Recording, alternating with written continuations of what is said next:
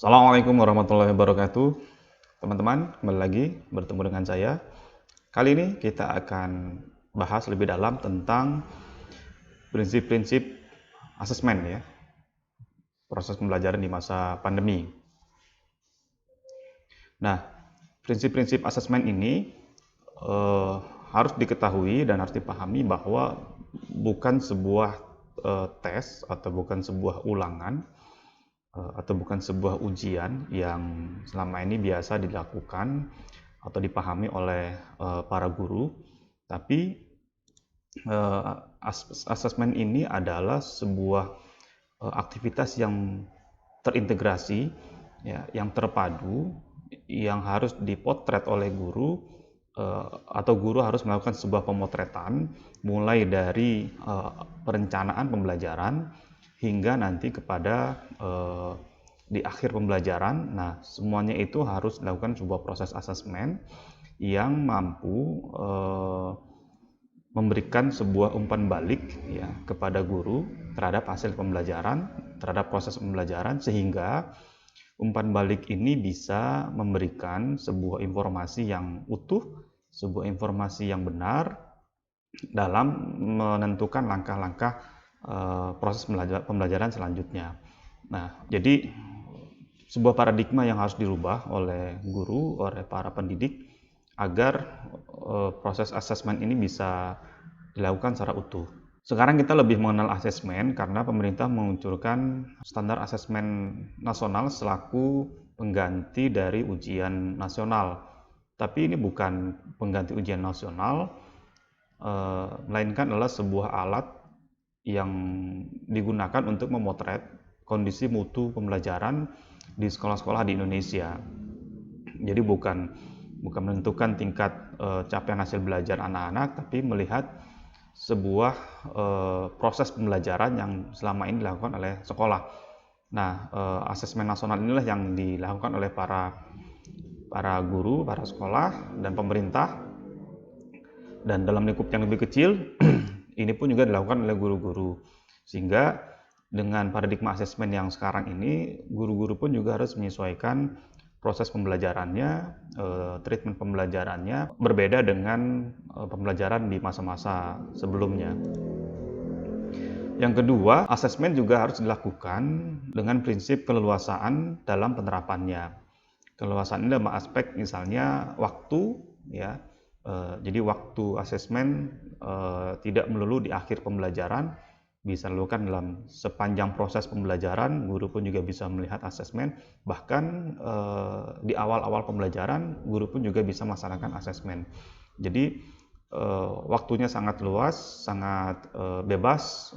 Guru memiliki kewenangan untuk menentukan kapan saat yang tepat sebuah asesmen dilakukan dalam menentukan sebuah proses potret hasil pembelajaran di kelas. Nah, berikutnya asesmen juga harus mampu menghasilkan sebuah perlakuan, ya, sebuah treatment yang adil dan proporsional, ya. Artinya data-data yang diberikan utuh, ya, objektif, sesuai dengan apa yang realnya, sesuai dengan apa kondisi kenyataannya, sehingga ini bisa memberikan informasi yang positif kepada anak-anak, kepada orang tua juga, kepada guru juga, dalam rangka untuk menentukan langkah pembelajaran selanjutnya. Prinsip yang berikut adalah asesmen ini harus mampu memberikan sebuah laporan yang sederhana. Sederhana dalam artian mudah dibaca oleh guru, mudah dibaca oleh orang tua, mudah dibaca oleh siswa, dan juga tentu mudah dibaca oleh masyarakat. Tapi kesederhanaan ini pun juga mampu memberikan informasi yang utuh, mampu memberikan informasi yang lengkap, ya, terhadap hasil proses pembelajaran yang selama ini dilakukan oleh guru. Laporan-laporan yang diberikan, laporan-laporan yang ditampilkan oleh guru, ini hendaklah juga sebisa mungkin dibuat sesederhana. Nah, yang terakhir tentu asesmen ini harus bisa digunakan, ya, sebagai bahan evaluasi, ya, sebagai bahan pertimbangan, sebagai bahan pemerintah untuk mengambil kebijakan dalam proses peningkatan mutu layanan pendidikan, ya.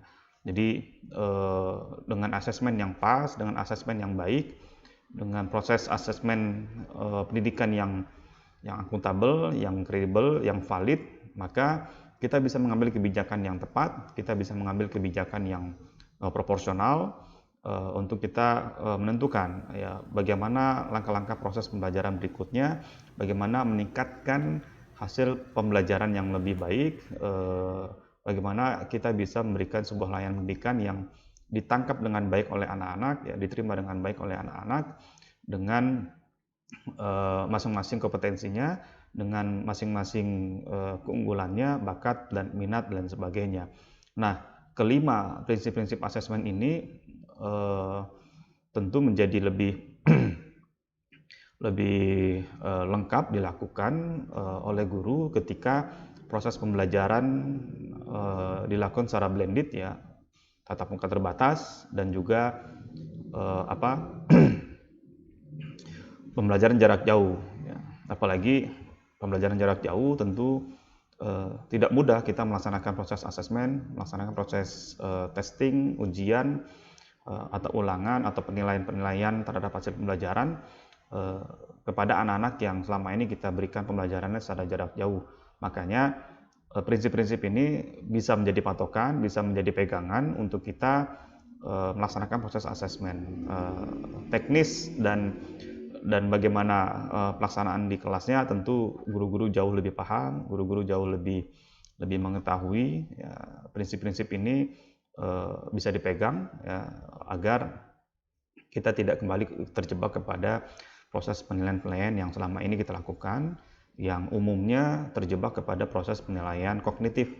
Ya, kita agak sedikit kesulitan ketika kita melaksanakan proses penilaian-penilaian yang sifatnya sikap, yang sifatnya karakter, karena biasanya proses penilaian sikap dan karakter ini adalah proses penilaian yang memakan waktu yang sangat panjang, yang dimulai dari anak mulai di awal pembelajaran sampai di akhir pembelajaran, atau bahkan proses penilaian karakter ini bisa dilakukan dari anak-anak itu masuk ke sekolah di tempat kita sampai nanti anak-anak lulus dari sekolah yang tempat kita mengajar.